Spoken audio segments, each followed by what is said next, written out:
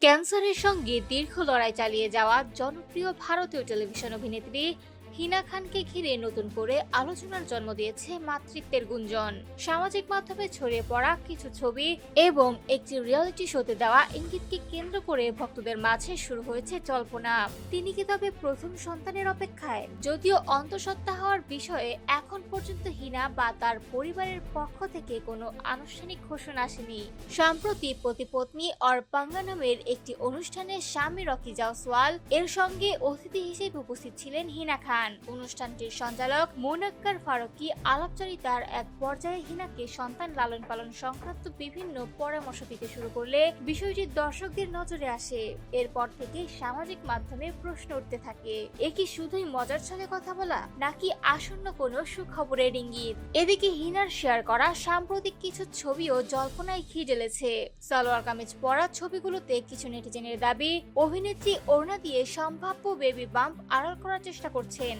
তবে অনেকে এটিকে ক্যামেরার অ্যাঙ্গেল বা পোশাকের স্বাভাবিক ভাঁজ বলেই মনে করছেন। উল্লেখ্য, ২০২৪ সালে হিনা খান ক্যান্সারে আক্রান্ত হওয়ার খবর নিজেই প্রকাশ করেন। কঠিন সেই সময়ে মানসিক দৃঢ়তা বজায় রেখে চিকিৎসা চালিয়ে যান তিনি এবং ভক্তদের সমর্থন পান ব্যাপকভাবে। অসুস্থতার মাঝে দীর্ঘদিনের সঙ্গী রকি জায়সওয়ালকে বিয়ে করেন এই অভিনেত্রী। বর্তমানে সুস্থতার পথে এগিয়ে চলা হিনাকে ঘিরে ছড়ানো মাতৃত্বের গুঞ্জন কতটা সত্য তা জানতে ভক্তরা অপেক্ষা করছেন আনুষ্ঠানিক ঘোষণার।